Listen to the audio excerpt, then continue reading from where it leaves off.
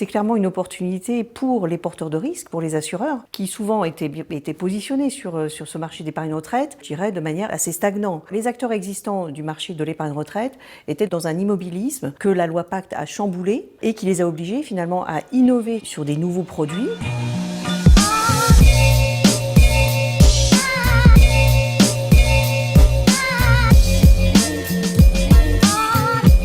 Bonjour, c'est un plaisir de vous retrouver dans cette nouvelle grande interview consacrée aujourd'hui à la liquidation des PER.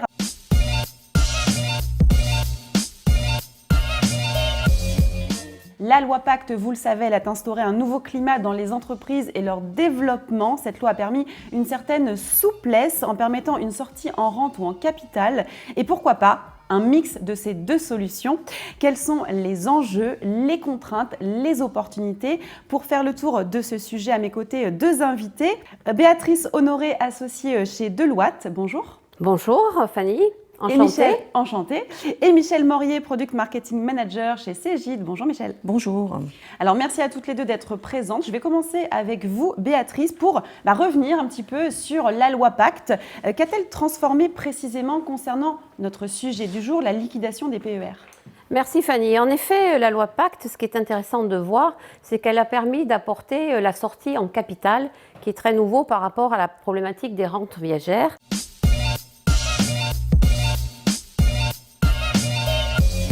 Et alors, ça a finalement apporté des réponses, je dirais, à la fois aux assureurs, on va dire aux porteurs de risques qui offrent les produits, puis ça a apporté aussi des flexibilités pour les clients, les assurés.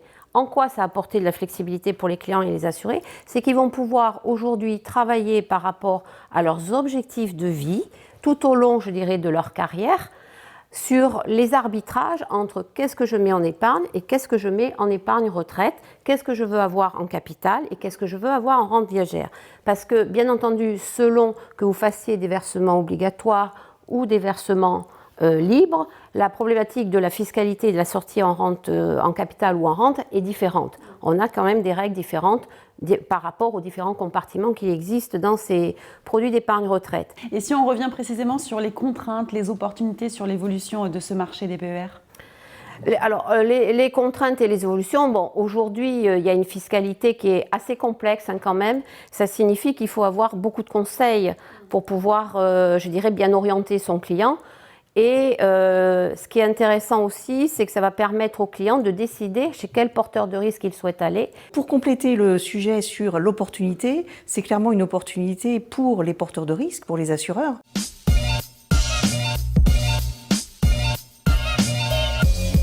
Qui souvent étaient positionnés sur ce marché d'épargne retraite, je dirais, de manière assez stagnante. Les acteurs existants du marché de l'épargne retraite étaient dans un immobilisme que la loi Pacte a chamboulé et qui les a obligés finalement à innover sur des nouveaux produits, ce en quoi toutes les équipes des assureurs se sont plutôt bien retrouvées par rapport à ce nouvel enjeu pour proposer encore une fois des nouveaux produits et revoir complètement les propositions d'épargne retraite qui sont faites à ces nouveaux acteurs, à ces assurés. En fait, ce qui est intéressant, c'est que, par exemple, chez les asset managers, avant, ils ne travaillaient que sur le plan d'épargne retraite collective. Oui. Donc aujourd'hui, grâce à la loi Pacte, ils ont la possibilité aussi d'offrir des plans d'épargne retraite. Donc, nouvel acteur dont le métier est quand même très axé avec une forte approche conseil sur la rentabilité des UC. Donc, premier point.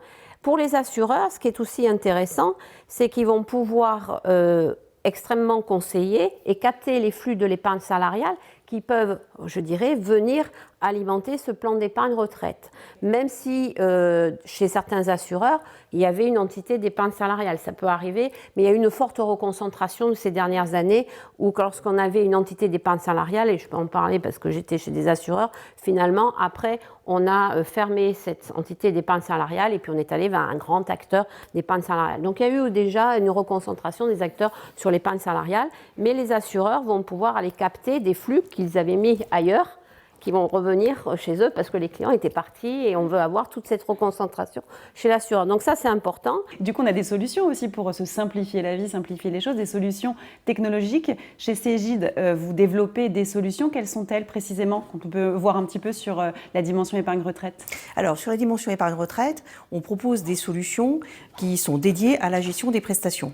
Donc, jusqu'à maintenant, le schéma de l'épargne-retraite, c'était des sorties simples en rente viagère, donc un processus unique, une sortie obligatoire, donc quelque chose de relativement simple. La loi Pacte, avec les nouveaux PER, apporte une complexité de fait. L'assuré a le choix de la sortie, on l'a vu, c'est un des points clés. Il peut choisir une sortie en capital, il peut choisir une sortie en rente, un mixte des deux en fonction donc, des compartiments qu'il a acquis. Donc de fait, il y a une complexité qui est ajoutée en parallèle à cette souplesse, plus de souplesse pour l'assuré, mais plus de complexité pour le gestionnaire.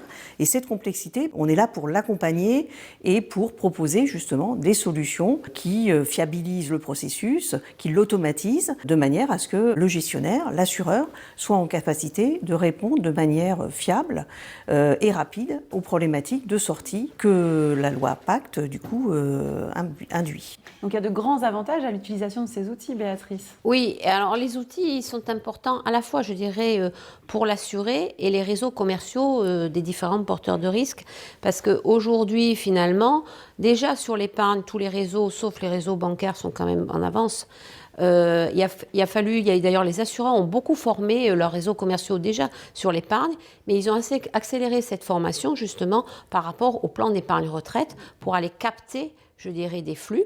Alors, on voit aussi que les nouveaux PER vont modifier tous les systèmes d'information, mais aussi les process. Alors, expliquez-nous précisément en quoi ça modifie les process. Michel, peut-être pour commencer. Alors, les process, aujourd'hui, ils étaient assez différenciés entre la phase de constitution de son épargne, d'une part, et la phase après de restitution, c'est-à-dire la personne qui part à la retraite et qui reçoit une rente viagère, donc un revenu périodique de la part de l'assureur.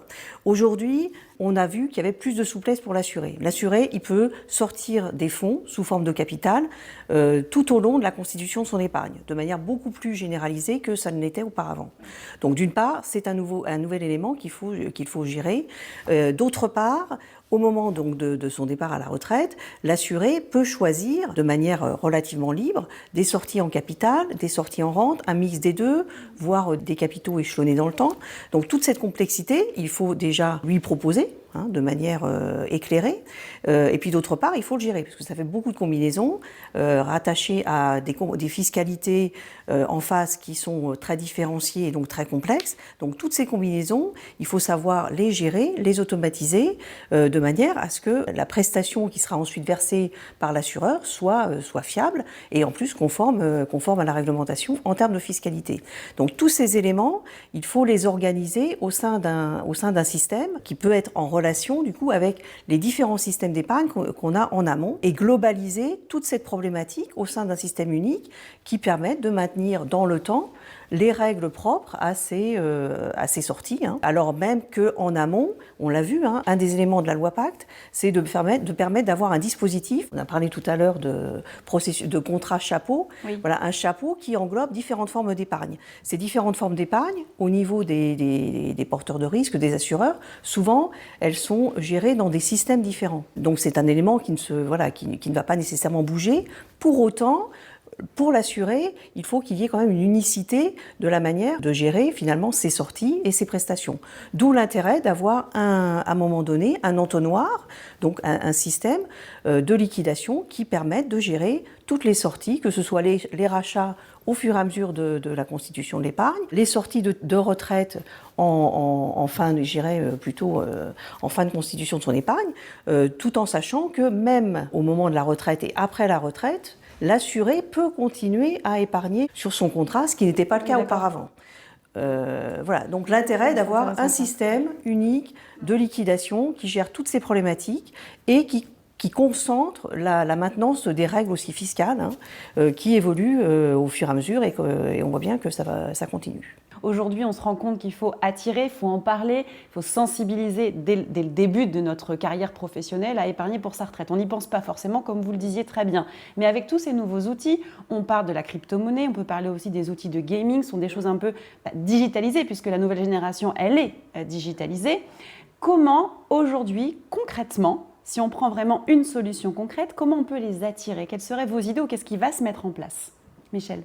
L'important du conseil, là, intervient directement. C'est qu'il faut montrer aux jeunes, justement, la projection de leurs revenus futurs. Si d'une part, il n'y a pas d'épargne de leur côté dès le démarrage de la vie active, ou au contraire, s'ils prennent le soin d'épargner au fur et à mesure et de leur montrer des projections.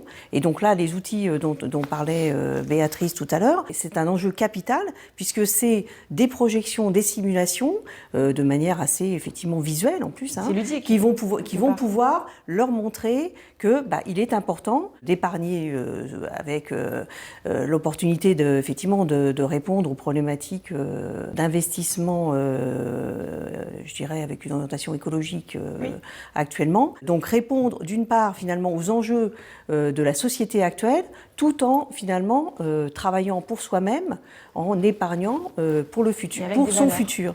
Du sens. En fait, il faut redonner du sens à l'épargne retraite. Voilà. À partir du moment où on donne du sens et du sens sociétal, je veux dire, ça va booster l'activité. C'est hyper important pour les jeunes maintenant. Oui. On se rend compte que l'environnement, le sociétal, comme vous le dites, la solidarité aussi, tous ces investissements-là sont un peu plus importants, même beaucoup plus importants qu'avant. Avant, on s'était très fixé sur la rentabilité, le prix, etc. Maintenant, les valeurs passent même avant ça, non? C'est justement pour avoir une approche très gaming de mes préoccupations et savoir ce que je vais pouvoir faire de ce que je veux placer tous les mois. Et d'ailleurs, même si je n'avais pas forcément l'intention de placer, la manière dont c'est abordé, ça donne envie de placer. Ça donne envie. Voilà, c'est il faut donner envie, il faut donner du sens. Oui. Et donc, ça veut dire qu'aussi, les générations de réseaux commerciaux, il faut qu'ils aient aussi cette forme d'empathie, de simplicité, parce que ça peut être très obscur autrement. Et comme quand on ne comprend pas, et surtout la génération, si elle ne comprend pas, elle n'avance pas. Elle laisse tomber. Oui. Elle laisse tomber. C'est sûr. Donc, ça change la donne. Et si on veut aller plus loin, quelle est la solution que vous pourriez proposer encore à développer? Il n'y a pas une solution unique. L'objet à laquelle on doit être attentif est que les porteurs de risques, dans le cadre de cette activité, ont un souci de rentabilité. Aujourd'hui, c'est un des freins du développement de l'épargne retraite qui est la rentabilité compte tenu du périmètre qui est couvert. Pour améliorer la rentabilité, on a besoin de proposer des solutions mutualisées. Les investissements qui sont liés à ces activités sont des investissements importants, en particulier en termes d'IT, puisque je dirais que l'IT, c'est le système de production, entre autres des assureurs. La mutualisation est un élément qui va permettre d'apporter une solution, un élément de rentabilité qui est indispensable pour développer cette activité dont on voit bien que la société, au final, en a besoin. Nous, en tant qu'éditeurs, les solutions logicielles que l'on apporte sont des solutions qui sont proposées, qui plus est, sous forme de service SaaS, donc apportent des solutions qui sont mutualisées auprès des différents acteurs. Et c'est, je dirais, l'orientation qui va s'imposer de plus en plus par la suite. Aujourd'hui, la transférabilité va être beaucoup plus simple. Donc, ce qui signifie qu'avant, on était bloqué, je dirais, chez un porteur de risque. Si le porteur de risque, il n'apporte pas une vraie qualité de service, innovante, avec un bon niveau de conseil, l'assuré, il partira ailleurs. Bien sûr. Ce qui n'était pas le cas avant, puisque avant, il fallait qu'on reste chez les différents. Donc ça, la flexibilité qu'a apporté la transférabilité, ça va mettre, je trouve, de la concurrence. Et donc après, on va pouvoir à la fois conseiller les assurés et les cabinets de conseil comme nous, on va pouvoir aussi accompagner justement sur toutes ces réflexions-là. Et donc des solutions sur lesquelles on va continuer à innover de manière obligatoire, j'ai tendance à dire, au fur et à mesure du temps. Eh bien, merci beaucoup à toutes les deux pour ce riche échange. Merci. Merci. Merci. Et merci à vous de nous avoir suivis. Je vous donne rendez-vous très prochainement, toujours pour une nouvelle interview. À bientôt.